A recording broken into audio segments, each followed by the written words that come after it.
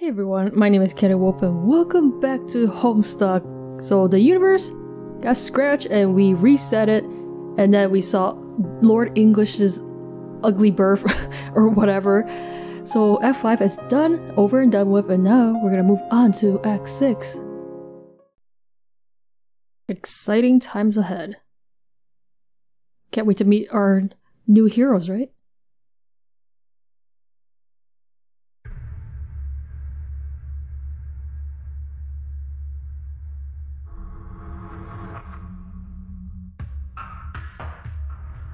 That opening music was a bit creepy for a second there.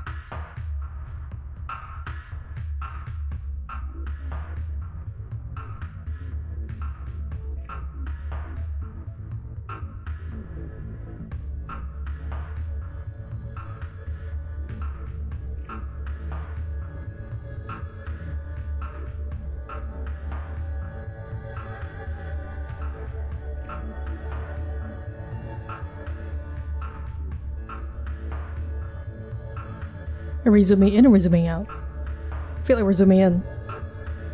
Zooming into the new Earth, I presume?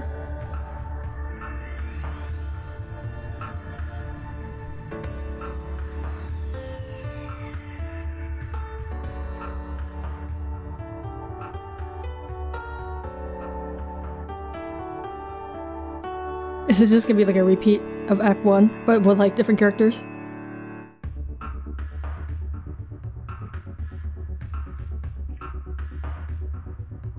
Look, it's our boring old house.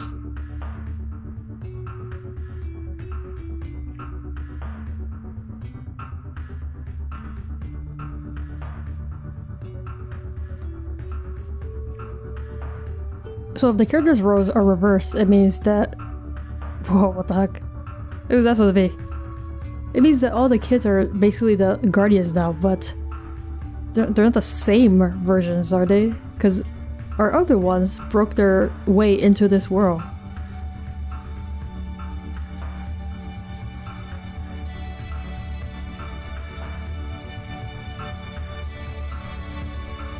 What the heck is that? Oh, the mutated Jaspers? Or Mutini?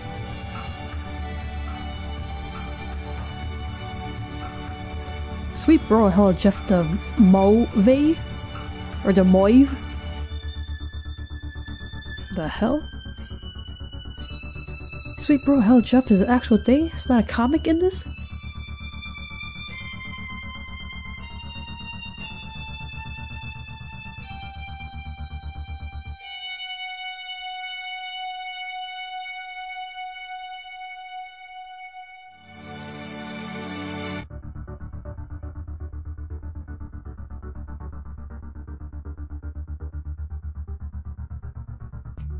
Who's this? What's that shirt again? It's not a... Is that the thing that John had, or is it a different one? Wait, no, this is John's house, isn't it? Okay.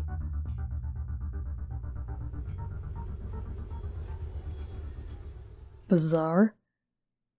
What? It's Alternian text. What does that mean? It's probably just telling me to click this, right? It just says Homestuck. Press for Homestuck? It's a lady. It's a young lady. Hey, this hat is so battered. What? Esper Alpha. It's not Esper Beta, it's Alpha. A young lady stands in her bedroom. It just so happens that today, the 11th of November 2011, is the date scheduled for the launch of a highly exclusive playtesting experience for a much anticipated game. The young lady is expecting to find this game in her mailbox today. She is expecting the game to be enclosed in a pair of envelopes, and printed on these envelopes, she is expecting to find her name. Your name is on the envelopes? Wow. What do you suppose the name on the envelopes will be? I don't know, let's find out. Enter her name. Jane Crocker? It's not Betty Crocker, but she's related to her. Wait, is this Nanna? Is this her name? Did we ever find that Nanna's name? I don't think so, right? So this could be Nanna? You cannot enter her name. It was already engraved in her honorary placronym on her 13th birthday, which was about 2.5 years ago. It has been sitting here neatly on the bookshelf ever since. Attempting to engrave it with another name after completing this sacred rite of passage is practically unheard of, and is a gesture nearly as offensive as it would be if you tried to name her something dumb like Barn Stench Fartface. Luckily, she is not the sort to hold a grudge, and she will let us slide this time, as long as you hurry up and get her big day started. On her 13th birthday, which was 2.5 years ago, so now she is 15.5 years old? She looks kind of tiny for a 15-year-old. Examine room. Okay, she has, I would say slightly different interests. Maybe just slightly, but there's a lot of Betty Crocker stuff in here. She's gotta be her daughter or some crap, right? Your name is Jane, as was previously mentioned. You are posed for an elite opportunity to test the S-Burb Alpha. It is so elite, in fact, you are the only of your kind invited to play test, though you guess that probably comes with the territory of being the heiress apparent to a big goods empire. You don't suppose it hurts that you are said empire's #1 fangirl either. Really? Though you hated it. It should come as no surprise that you enjoy baking, but you also adore reading detective stories. You fancy yourself a skilled prankstress, if by no other measure than lineage, though at times you feel it's tough to fill those shoes when you are surrounded by jokers. Seriously, the shenanigans perpetrated by your pals make your old school japes feel kind of pedestrian sometimes, but oh well, you love them all anyway. You once dabbled in amateur botany, but found it too frustrating because your vegetables kept Actually, you know what? You don't want to talk about it. You love situation comedies, whilst holding particular affection for mustachioed funny men. You know, your Foxworthys, your Funks, your Swatsons, but not necessarily your Gallaghers per se, because you have to draw the fucking line somewhere. You are also pleased to contemplate frightening fauna, though saddened by their regrettable fakeness attribute. There's a lot of different interests that's totally not like John's. But none of that's on your mind now, because you are psyched about this special date, 11-11-11, i.e. 2 times 3 prong day? Whatever that means. A date exhibiting just the sort of numerical gimmick corporations love to exploit for their big releases, or for launching major rebranding initiatives. In the case of your cherished multi-global empire, both such events are slated to happen today. You can't wait to see what is in store, and for the mail to come. When it does, you will waste no time in embarking on the game's maiden voyage, and if even a fraction of what you've heard turns out to be true, you are prepared to have the time of your life. What will you do? Jane quickly retrieved arms from chest. What? This looks like kind of like John. But perhaps this is someone else. Jane is not empowered to rehash this tired running gag because all of a sudden she is too busy being the other guy. We need to figure out what this fellow's name is. Pronto. This guy's room is a freaking mess is what it is. Also, all these like movies are like more recent, I guess you could say, compared to what they were before. But anyway, let's enter the name. Jake English? What? Why do you call English? Are you related to that guy? So many questions, man. Once again, you make the incalculable blunder of attempting to engrave an already allocated placronym. His name was etched when he turned 13 too, almost 3 years ago. What? These are teens? What the hell? It's been sitting here messily in this unbelievably deadly pile of guns ever since. What sort of vulgar, childish moniker were you going to stick this poor bastard with? Barf breath turn smirk? Turd smirk? It doesn't even matter. Just tell him what to do. Examine room. Okay. Okay, okay, wow, holy crap, that is quite a movie poster. Wow. And apparently Jake English is a fan of guns. Interesting. I know a certain other person that also seems to love guns. Are you perhaps related to her? Your name is Jake. You love movies. All movies. You would describe your taste in film as eclectic, but in truth, it isn't much less than totally indiscriminate. You bluster frequently of exuberance for firearms and fisticuffs and adventure, though have no human company with which to share these interests. But who needs chums when you can enjoy a top-notch gander of your gals of cerulean complexion? Hubba hubba. You're known to be found with your nose in a comic book or two. Not that it makes you a nerd or anything. Like you even care about that. Not a jet of your panache and swagger, qualities which you will bandy with a blob on your globe-spanning adventures. Hypothetically speaking, you would love to travel around the world, toppling any sacred urns you encounter, okay? You'd be tickled by the opportunity to defile hollow tombs everywhere, raiding them of their treasures. This sounds like Grandpa. And how you give your right leg for a shot at desecrating the shit out of some real-life missing ruins for their Byzantine wares. Luckily for your limb, there is a dandy set of such ruins nearby, and you desecrate them quite frequently.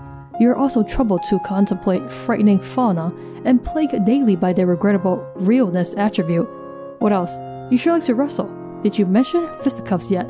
You know, scrums and whatnot. Also skulls. Gosh, you love skulls. There's a good skull at the heart of any mystery, haunting its every page. That is what you always say. Or at least, it is what you always hope. What will you do? Jake, retrieve arms from floor post haste. And of course arms means firearms. Of course. What? Choose your character? Can I actually choose them? Whoa. Okay, this is probably Nanna. This is Grandpa. This is, looks like Rose's mom, and this, I guess, is Dave's brother. Can I actually choose them? Oh, interesting. You are suddenly Jane again. What was it you were up to? Oh right, this game. You're excited about that. Earlier this morning, you thought you heard the mail truck, even though the mail never comes in the morning. But just to be sure, you rushed downstairs to check, even though due to recent events, you are forbidden from leaving the house. Alas, it was not there, and you sort of spaced out the sky with a goofy grin on your face for no great reason, and then you were caught red-handed by your guardian. Then you got in trouble. You think you might be grounded now? Whatever, Dad. Dad? Who's Dad? Jane, examine Fetch Modest. Now we're bringing all the stuff back, man. Fetch Modest is recipe. It's your recipe Modest, an extremely handy little inventory widget your dad got for you for your birthday a couple years ago. He can be a real hard ass sometimes. Not really, but he sure knows how to spoil his little girl. Jane, capture log it. Okay, if John is her dad, what happened to John's dad then? Because he was kind of like, you know, her son? Thus, John's dad. You know, weird family hierarchies. You stick the recipe Modest in your, recipe Modest. You flip the card over and look at the back. The thing about this Modest you think is really cool is that instead of showing a completely useless, wobbly, garbled code on the back, it itemizes the components which could be used to create it, in a completely hypothetical framework, of course. Just another wonderful innovation by your favorite company. It releases many products of an experimental nature, often which applicability to other kinds of technology and products which haven't hit the market yet. Of course, as the heiress, you are privy to all the sweetest gear in advance. Maybe you'll rummage through some of that stuff later. The Modest as a capture-logged object has only one simple recipe, involving an array Modest, snore, and a cookbook, yes! Other objects have more varied and elaborate recipes though. Jane, get hat. Get hat. Where did the hat come from though? This is a very complex Modest, so you collect all your items and you can, like, I guess combine them to make other stuff. You capture log your favorite hat, which is also your only hat. You spent basically your entire childhood in this hat, pretending to be hard-boiled detectives and whatnot. In public, you and your dad made quite the pair. Everyone could tell by a glance that you were your father's daughter, sired from his loins directly and genetically, though what was undoubtedly a natural process of human procreation involving a man and a woman. People would definitely nod and say, yep, that little lady sure did emerge from a womb on account of that gentleman's awesome virility. As you can see, there are loads of ways to cook up a hat like this, involving many stupid combinations of random objects. Jane, inspect posters. Although this poster looks familiar. This looks a bit like it's supposed to be the Midnight Crew or something. It's one of your funny men pinups, a glorious Foxworthy. It's one interest that overlaps with your dad's. He thinks his corny redneck shtick is just the funniest thing since sliced bread. That was sliced by a hilarious clown with a laugh knife? Honestly, you don't care much for his comedy though? Dealing the low-income bucolic classes affectionate sass ad nauseum isn't what you call your cup of tea. You just think he's really handsome. Every time he starts rattling off pointers on how to self-diagnose bumpkinhood, you just get lost in that pair of blue twinklers and those soft auburn lip bristles. You were so shy when you got the poster autograph. If only you felt worthy of that fox. Heh. Oh, and there's one of your Problem Sleuth posters. You've got a lot of Problem Sleuth stuff because you think detective stories are just so swell. This was the last panel in the first story, which ended a little before your 13th birthday. I'm assuming those linked to Problem Sleuth? I don't know. Since then, the author has been steadily updating Problem Sleuth 2, which you have been following avidly. You're happy that he stayed in that lane and stuck with a time-tested formula. If he went in a different direction, you probably would have found it really disappointing. Jane, check out other posters. So many posters. What the heck is this supposed to be? This. Actually, this is from that movie, right? Although this is a bit disturbing. Another sleuth poster, of course, with two of your favorite dames ever. The Tobias and the Manhattan were gifts for your 14th birthday, sent to you by your good buddy Jake. Oh, you guys know each other already. Just a couple of periwinkle heartthrobs, unquestionably sent in playful retaliation for the ribbing you've given him over the years for his inexplicable infatuation with his phthalophems. So he made a couple of coy recommendations for objects of your attraction, and you have hung his cobalt beefcakes here since. He was pretty spot on with the blue funk, to be honest, since that's like the best show ever. Mr. Cross can blue himself anytime, as far as you are concerned. But the Manhattan, not so much. Comics aren't really your thing, but you hung it up anyway. Yes, that's the sort of thing you do in a mildly escalating field of passive-aggressive one-upmanship. You own it. But you feel kinda weird about having his blue mutant penis dangle over your head while you sleep. Yeah, that is weird. So you cover it up with something even more obscene. Some sort of revolting troll Howie Mandel, also gifted to you by Jake. Good lord, does that kid have some spotty taste. There's also your magnificent Swanson. Ron Swanson is the perfect man. You have tried to order off the bacon and eggs in a restaurant on several occasions, but your dad never lets the order go beyond the joke level. What a fuddy-duddy. Jane, take spoon. The Betty Crocker spoon? Spoon kind. You took your trusty Junior Batter Masters Bowl Buster Stirring Solution 50,000 into your striped deck, allocated with the ever martially pragmatic spoon kind. You wouldn't have it any other way. You love your fancy spoon. It has several million recipes stored in it and walks you through each step with a soothing female robot voice, just like in science fiction. Some urban legends say that the device also broadcasts subliminal messages distributing ominous Crocker Corp propaganda, but you don't put any stock in that sort of baloney for a second. There is one switch on it that doesn't seem to do anything. Maybe yours is defective? Still, it's perfectly serviceable and has assisted you in whipping many a cake into delicious submission. Jane, examine bunnies. That looks a bit like what's his bunny face? Liv Tyler or whatever, or what's her bunny face? These customized bunnies were gifts to you on your 13th birthday from two of your friends. Both were heirlooms passed down to them, and they decided to coordinate, give ideas, and send you dressed up versions of their beloved childhood toys. You like to think he was shooting for a detective bunny with the one on the left, but you know realistically, it was probably an Indiana Jones bunny, more in line with his interests than yours, especially since it came with a little whip you have since misplaced. The bunny used to belong to his grandma. The other one used to belong to your friend's mom, and she dressed it as a wizard. Was that Rose then? Which was also unapologetically more representative of her interest than yours. That's okay though, you love the gesture anyway, and you and she are totally BFSCs forever's, her words, and you agree with them. Okay, hold on. Yeah, this definitely looks like a wizard, so that's probably from Rose's mom, who is a kid now, and this is from Jade's grandson, right? Which is Jake. English. Weird. Anyway, you did get one more bunny from your other pal. He had to make it himself from scratch since for some ridiculous reason he didn't happen to have a ratty old bunny heirloom lying around. His gift was somewhat less innocuous. You have no idea where it is though. Probably just as well. Okay, the last friend is probably Dave's bro. Man, they already know each other. Jane, look out window. Alpha. You've been fidgeting around your room all day, making little observations about your various belongings, checking the clock. When will the dang mail get here? You take another peek out the window, just in case. When is my... But... Is this John? Or is this Dad? It's still not there, but there is your dad. What is he up to, and who is he? That's my question. Got that dad wallet. Oh my god, he put the car in his wallet.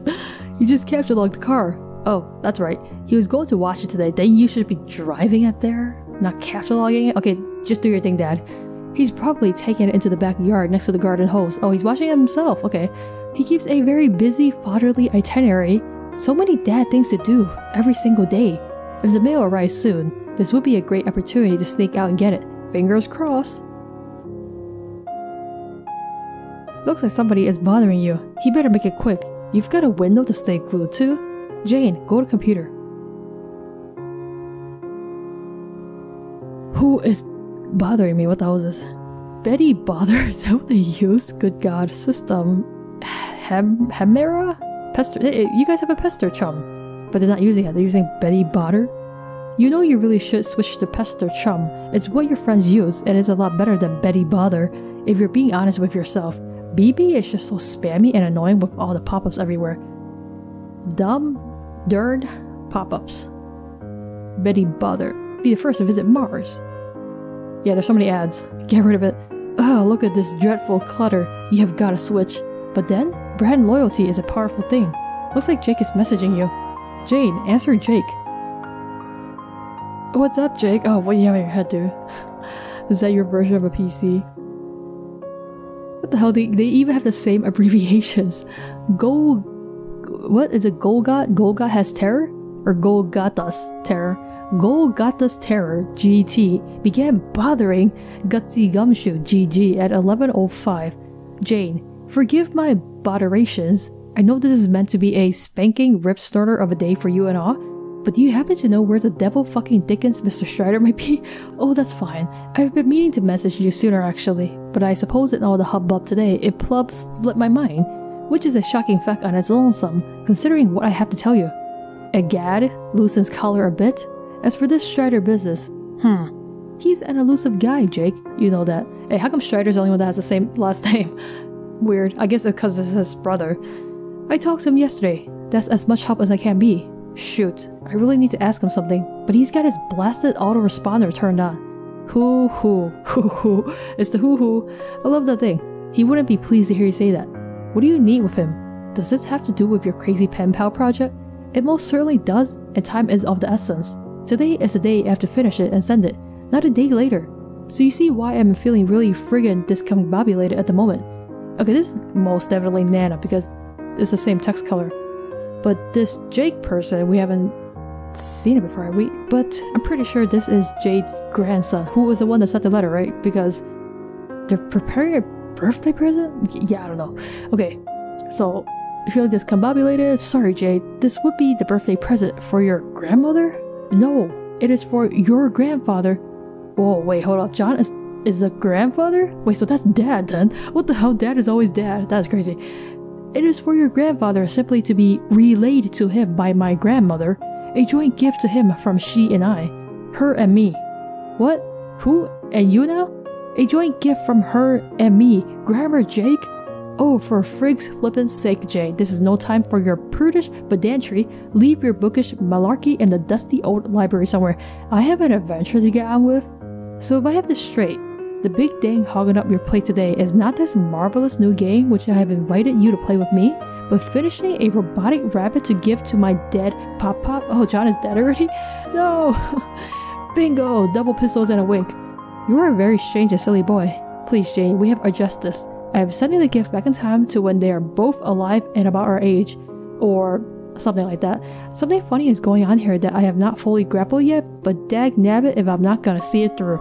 Well, Godspeed then. I do hope you can pull it off. Are you being fresh with me now? No! Don't be fresh with me, young lady.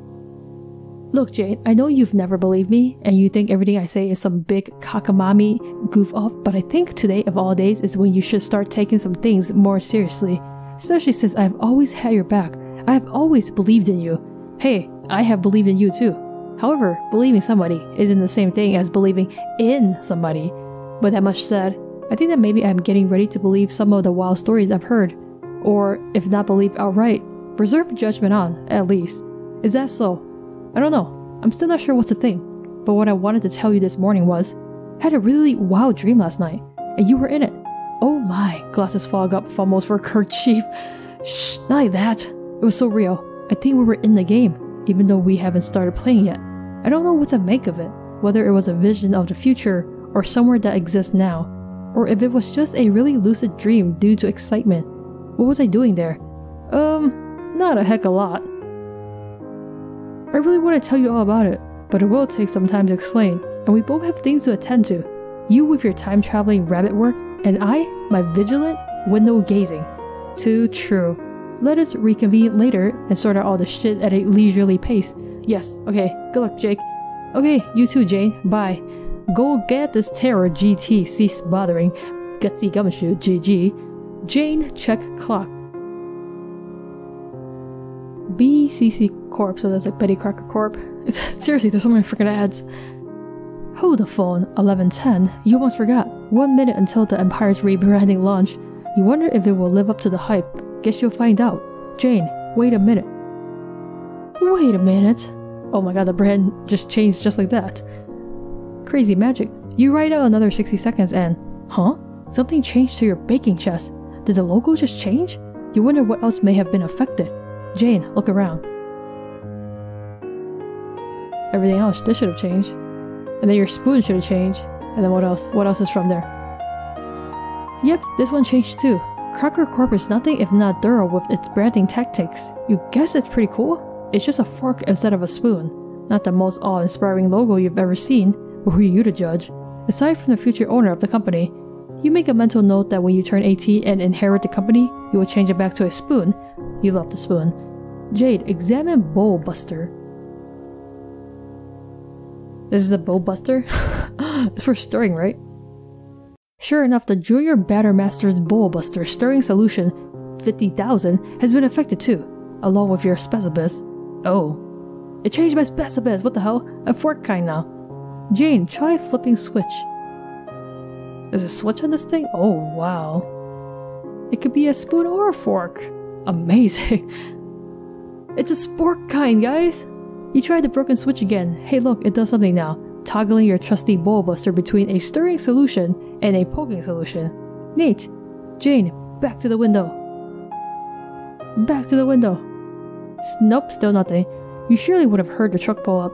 You guess the Empire wasn't able to coordinate the mail with its rebranding. Maybe the US Postal Service is the one thing it doesn't have its gnarled claws in yet. Another mental note. Sink gnarled claws into post office when you take over. Jane, open chest. Someone's like bothering you or something? You decide to pass the time and by rummaging through your baking chest and... Hang on, maybe later. Jane, answer. Oh, what is that, Dad? Crazy, man. I can't believe John is dead. I mean, assuming that's Oh, it's not Dad, it's Grandpa. I keep mixing that. It's Grandpa! Uranian Umbra, Yu began cheering Gutsy Gumshoe, GG. Okay, Yu, who's that supposed to be? At 11:17. Good morning, lovely. Why, hello! So I guess today is finally the day you make everything better. It is the day whereafter the legendary octet of mutual progenitoriety will come together and heal a great breach in paradox space. A day delivered through 80 billion years and 4 distinct universal instances worth of unfathomable turbulence. And while the emerald eye of the storm is fixed in the abyss forever, today you are poised to escape its scowl once and for all, by Skya's guiding light. You may leave behind its turning arms of bright colors and mayhem, and secure peace for your cosmic progeny for all duration. Okay, who is this person? Why didn't they know so much? And if you are to meet this departure with trepidation, I would understand. But also I would ask, is there nothing I can do to ease your mind? Gosh, so formal today. Yes, I'm afraid I'm guilty of rehearsing this pep talk well in advance. I thought you deserve a proper send-off. Daw. Oh, daw, who's this? Well then, is there nothing I can do? It was a serious question. You needn't worry about easing my nerves. If it weren't for you, I wouldn't be nearly as thrilled about today as I am. Splendid! But remember, I will be here to help, whilst refraining from casual spoilers to the best of my ability. That is reassuring. Have you corresponded with your first designated co-player yet? No, I haven't seen her online yet today. I'm really hoping Lalande won't flake out on me this time. Have you heard from her? Not to today that is local to you. Though I do have a wee bit more trouble monitoring her than the rest of you. Curious dark patches and transmission. Still, I wouldn't fret over it. She is as good a chum as any you have and should come through ultimately, even if things seem dire. If you say so. Oh, I wanted to tell you. I had an amazing dream last night. Blimey! I believe it may have been of the sort you described. A dream of awakening, presuming I haven't just flat out lost my marbles. Indeed, I'm sure it was. I knew you will wake up soon. Might you describe what you saw? It was in a bright gold city. Above was a brilliant blue sky, but the horizon was dark as night. Was this the place you told me about? What was it called? Oh shucks, does this count as a casual spoiler? Not at all. That is a simple detail about the realm you are about to explore, without directly involving your future decisions of consequence. The place you visited was called Prospect. It is where I have woken up every time I have gone to sleep for most of my life. But who the hell is the person? Is that supposed to be... Well, it can't be any of the kids, actually, because... you know, what they're saying doesn't sound like any of them. I didn't see you there. At least I don't think I did. No, you wouldn't have. My prospect is an alternate version from yours, in a completely different session quite far afield of your reality. If we are ever to meet in person, it is unlikely to be while playing our respective games. Okay then, I mentioned this briefly to Jake, and he didn't have much to say before we parted ways. I will gather that if this is all true, then it means Jake has not awoken yet? I think this is for you to determine in time. What is your hunch? I don't know, but there was one thing about the dream that was very troubling. I'm becoming nervous to consider what it might mean. Understandable, but it will be important to practice patience today. You have a long road ahead of you, and many questions will be answered in time. But we can talk it over later. Now we both have games to prepare for. I know you could never fully appreciate what this actually meant, but I took much care to sync up these conversations with you on the same day that I began playing as well. That way, we can journey through our sessions together and compare notes. You guys are from different sessions? How can this be? I'm still not sure I appreciate what that means, but I appreciate that a nice gesture has been made if you say so. I guess I should just start believing all of this now, huh? Rather than learning it to be true later and feeling the fool for all my curmudgeon-y skepticism? For starters, I guess I could drop my reservations about your story. Will you? I can write off much to tomfoolery, as I'm no stranger to a good prank myself. But quite honestly, you seem too kind for this charade. Not the type I expect to trot out such persistent falsehoods beyond their humorous welcome. So what do I know? Concern it? Maybe you are an alien girl from Uranus, and together we are about to play a game which determines the fate of existence. Sign me up! Oh, hee hee. But I never claimed to be from that planet, which is only in the far reaches of your solar system. In fact, I am from much farther away, a different universe altogether. But if you truly mean it, thank you for believing me. Now, Jane, my lovely, let us prepare for this adventure. Remember what I said about the need for patience. Patience with your friends. Patience for your growth as a hero of life. And patience for the coming of the other four of legend. A hero of breath, and of light, and of time, and of space. And if you still find yourself in doubt, just check the inscription on that big old book downstairs. After all, if you can't trust words written by your own hand, then what use is trust at all? Kisses! Uranian Umbra you use these cherry, gutsy gumshoe GG. Jane. Okay, back to the chest. Okay, I don't know who that person was, but I don't think it's anyone that we know. You return to your baking chest, which you use mainly for storing quality pranking apparatus and a few other odds and ends. Oh, hello, Pop Pop. His friendly face is there to greet you every time you open your chest. You would have loved to meet him. Unfortunately, his life was cut short at the tender age of 86. Oh, that's a very tender age.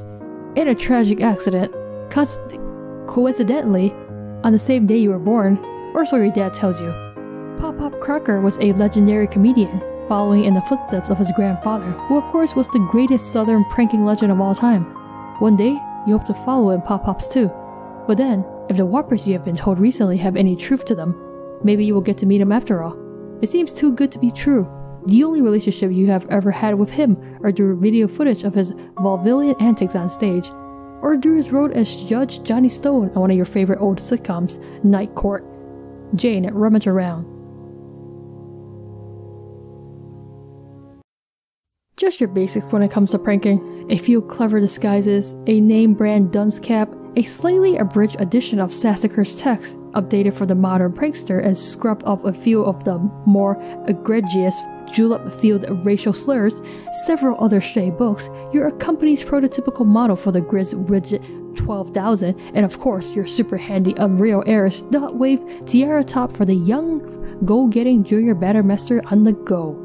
Jane, dump chest. Holy crap, so much stuff. Might as well get all this crap out of here and take it with you. You never know when you might need it. You shut the chest and... Oh, hello Harry Anderson. Always a pleasure to see you there. He is also one of your idols, and as it happens, has a bit of a history with your Pop-Pop. They were rivals on the vaudeville comedy and magic act circuit. Eventually, the less competent Anderson was shamed out of the industry and went on to greener pastures in the private dicking biz. What the hell? He became a detective. He became one of the hardest boiled detectives on the mean streets of the Big Easy, and later made a fortune off his memoirs, ghost written by Mike Caveney. Okay guys, we're gonna end the video here. So much new info, I guess, is being introduced, and I don't quite know what's going on yet, but I'm pretty sure this is Nanna. So Nanna is called Jane Crocker, and I think her dad might just be Dad, John's dad, and believe her, Pop-Pop is John, so that means John married Betty Crocker, who, if I remember correctly, the original Nanna sprite was not a very big fan of, but in this one it seems like she's very game for inheriting the company, so that's a bit weird. And then Jake English is Jade's grandson. It's like the two universes are like crossed or something, because right now he's preparing the gift for her and John, which is, the versions that we know in the other world. So it's like all tied in somehow. And then Rose is still Lalonde, and she is now the mom of her mom, probably, with whose name I don't think we know yet. And then Strider is still Strider because they're brothers, so now Dave is the older brother of whatever his brother's name is. Oh, it's so bizarre and weird and flip. So I guess their roles are pretty much flipped, so I'm assuming that John is dead because, Jane here said Pop-Pop has, passed already at the tender age of 80-something. So the other Guardians should still be around, I'm presuming. For Jake, it's gonna be Jade, right? Yeah, because that's Grandpa. Yeah, if I say any more, I feel like I'm gonna mix myself up, but pretty much it's just everyone's roles are reversed. And then the ones that are not the main heroes, they stay the same, I guess. I don't know. A lot more stuff to get introduced to, but so far we're still getting to know Jane. But for now, I will leave this video here, so thank you guys so much for watching this. Let me know what you think about this, and I will see you guys in the next video.